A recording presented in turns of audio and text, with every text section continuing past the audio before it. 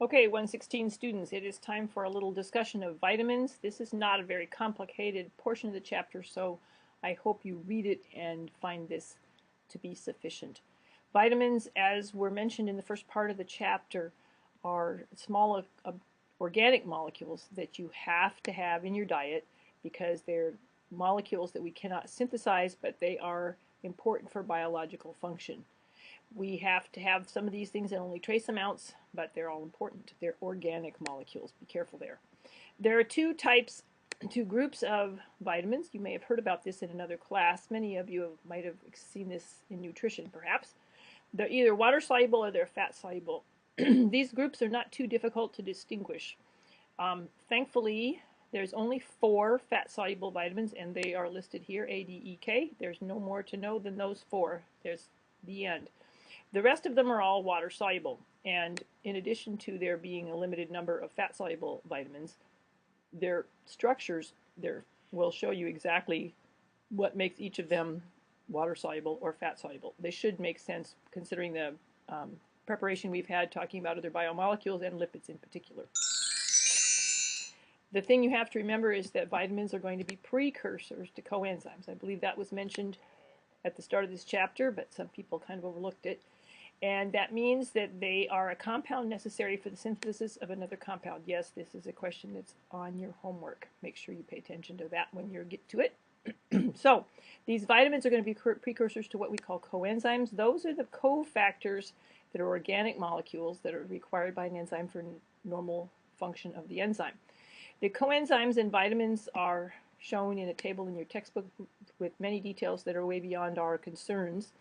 But they're going to be typically covalently bound, oftentimes as a prosthetic group, in other words, the non-protein portion of an enzyme.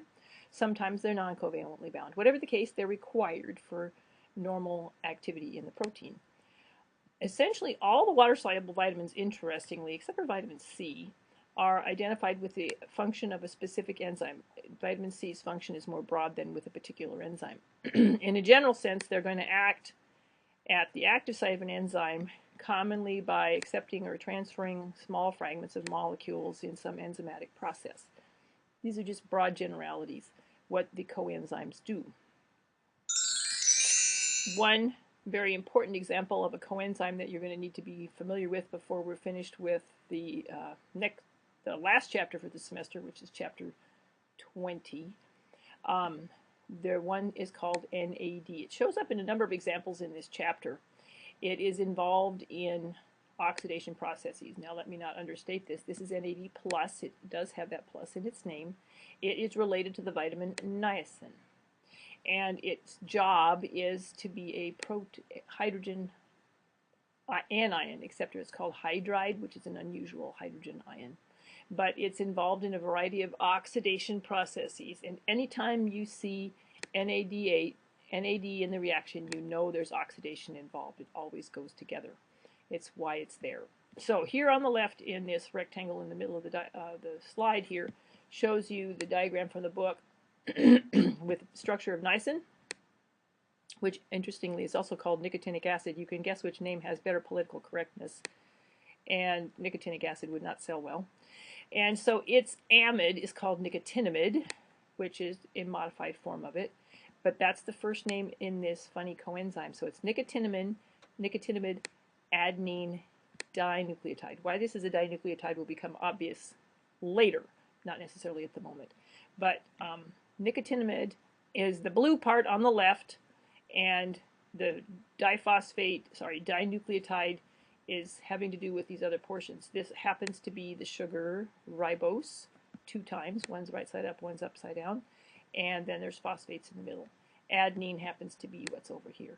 You don't have to know all this yet, but it's very much organic. If you take a look at this vitamin, the vitamin over here, niacin, is seriously going to be water soluble because of the positive charge on the nitrogen, and the acid group that helps this to be water soluble. So those things encourage water solubility in this vitamin. Water soluble. Oh, this is a really hard way to write. I shouldn't have tried to do this. I'll keep it abbreviated. All right, so you can begin to get the appreciation that the blue fragment is only one portion of the coenzyme. So you have to have the vitamin to make the coenzyme. The coenzyme may be altered temporarily by adding or losing small groups. In this case, it's going to add and lose hydrogen ions, hydride ions for the NAD+. But eventually they're going to return to the original form of the coenzyme, as would be required to be technical enzyme definitions. The enzyme is neither, as a catalyst, is neither consumed or changed in the enzymatic process. Another coenzyme that we'll see more about in chapter 20 is from a vitamin who's not ever noticed by anybody who's looking at vitamin lists. It's called pantothenic acid. Again, it's on the left side of this diagram. The blue portion is pantothenic acid. Apparently it's something we don't have to try very hard to get in our diets. And it is just a fraction of this coenzyme called coenzyme A. So coenzyme A has the blue part plus the black part on the bottom, plus a couple of phosphates and another phosphate and a sugar and some more things over here. So it's a very small portion of it. Again, pantothenic acid, well, take a look at it. Is it going to be water soluble or water insoluble? What makes it water soluble? It's going to have to be polar. Remember, like dissolves like, polar and hydrogen bonding things. Well, there's an alcohol group, another alcohol group, an amide group. So there's reasons for hydrogen bonding on both the carbonyl and the NH, and an acid group. All of those things favor water solubility. So this is a water soluble vitamin as well. So again, this molecule is going to be temporarily altered by binding something on the end of the molecule, which we'll learn about later. But it eventually returns to its original form. When it binds to another molecule, it's going to show up as a thioester. This is just trivia for the moment, because of the sulfur that's present here. It's in a thio linkage. Thio refers to sulfur.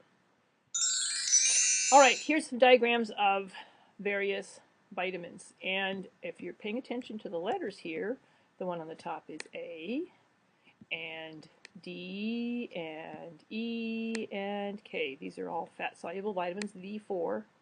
And if you remember things from chapter 23 about lipids, it should be evident why these are fat-soluble. If you look at vitamin A, how much of that molecule is nonpolar? Almost all of it. And how much is polar? Very little. So that makes this very much fat-soluble. Looking at vitamin D, how much of this molecule is polar? Again, a very small portion, just a little alcohol group on there. So again, it's very much a fat-soluble compound. It's closely related to cholesterol, as you may recall.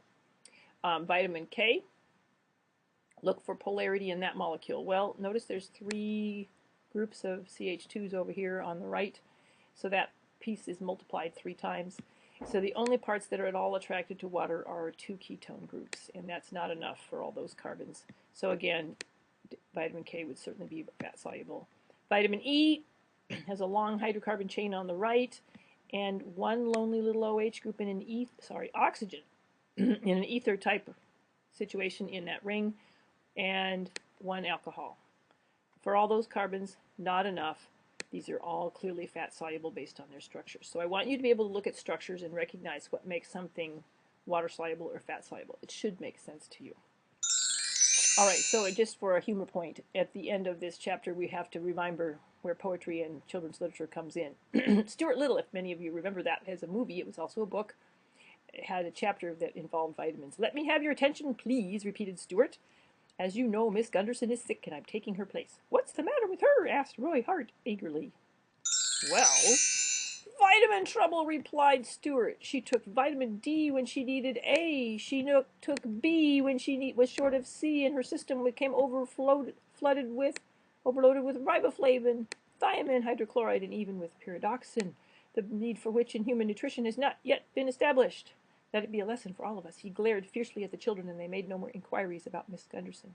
You can see here the author actually knew what he was talking about, because D and A are both fat-soluble vitamins, and B and C are both water-soluble vitamins, and the B vitamins do include thiamine and riboflavin. And I forget about pyridoxine. Who knows? I think so. So there you have a few points of humor for your day to include as you think about vitamins. Good luck with the finishing of your homework and all of your studying.